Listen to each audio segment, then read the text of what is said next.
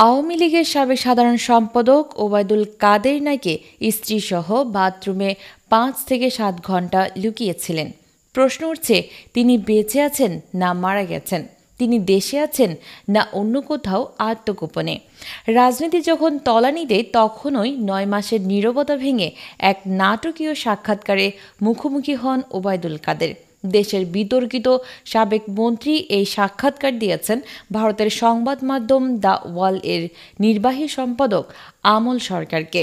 ফোনালাপে তিনি ৫ আগস্টের ছাত্র আন্দোলন, নিজের আত্মগোপন এবং ব্যক্তিগত অবস্থান সম্পর্কে যে ব্যাখ্যা দিয়েছেন তা অনেকের কাছে এক পরাজিত রাজনীতিকের অসহায় আত্মপক্ষ সমর্থনের মতো মনে হয়েছে। বিশেষ করে এই বক্তব্য সংসদীয় এলাকা ছাড়িয়ে জনমনে বিস্ময় জাগিয়েছে। কারণ শেখ হাসিনার সরকার পতনের পর আওয়ামী লীগের এত উচ্চ পর্যায়ের কারো কাছ থেকে এত স্পষ্ট কথা আগে শোনা যায়নি। প্রশ্ন উঠেছে, এই বক্তব্য কি আত্মসমালোচনা নাকি নতুন প্রজন্মের ক্ষোভকে হেয় করার আরেকটি চেষ্টা? সাক্ষাৎকারের শুরুতেই কাদের জানান ৫ আগস্ট তিনি প্রায় মৃত্যুর মুখ থেকে ফিরে এসেছেন। নিজের সংসদীয় এলাকার একটি বাসায় স্ত্রীসহ প্রায় ৫ ঘণ্টা বাথরুমে লুকিয়েছিলেন। এমন পরিস্থিতিতে তিনি বলেন, আমার স্ত্রী দরজার সামনে দাঁড়িয়ে বলছিলেন আমি অসুস্থ। অথচ কিছুক্ষণ পরে তিনি বলেন, অনেকে সেলফি তুলতে চেয়েছিল, কেউ কেউ সেনাবাহিনীর হাতে তুলে দেওয়ার কথাও বলেছিল। প্রশ্ন যখন ওঠে তিনি এত বড় জনরোষ কেন বুঝতে পারেননি, তখন তিনি বলেন এটা আকস্মিক ছিল। শুরু হয় কোটা আন্দোলন দিয়ে, শেষ হয় এক দফা দাবিতে। এমন হঠাৎ বিস্ফোরণকে সরলীকরণ আসলে নিজের দায় এড়ানোরই কৌশল। সাক্ষাৎকারে তিনি আরও বলেন, আমার নেত্রী যেমন বলেছেন আমি তেমনই কাজ করেছি।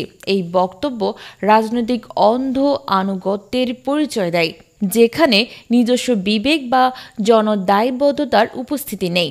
শেষ দিকে কাদের বলেন তিনি চুপ ছিলেন কারণ তার স্বাস্থ্য ভালো ছিল না। প্রধানমন্ত্রী তার জন্য চিন্তিত ছিলেন। এটি স্পষ্ট করে যে তার নীরবতা অনুশোচনার ফল ছিল না, বরং তা দলীয় অভ্যন্তরীণ রাজনীতির একটি কৌশলী অংশ ছিল। দীর্ঘ এই সাক্ষাৎকারে কাদের নিজেকে নির্দোষ প্রমাণে ব্যস্ত ছিলেন, কিন্তু প্রতিটি বাক্যে উঠে এসেছে ভয়, পরাজয় ও বিভ্রান্তি। জনগণ এখন নিজেরাই ইতিহাস লিখছে এবং সেই ইতিহাসে এই নামটি থাকবে, তবে গৌরবের পাতায় নয়। এই কণ্ঠস্বর সত্যি ওবায়দুল কাদেরের কিনা তা এখনও যাচাই করেনি।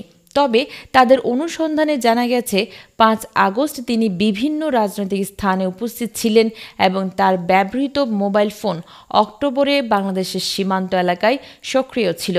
সাক্ষাৎকারের শেষে কাদের বলেন, সময় হলে দেশের মাটিতে ফিরে সবকিছুর মূল্যায়ন করব।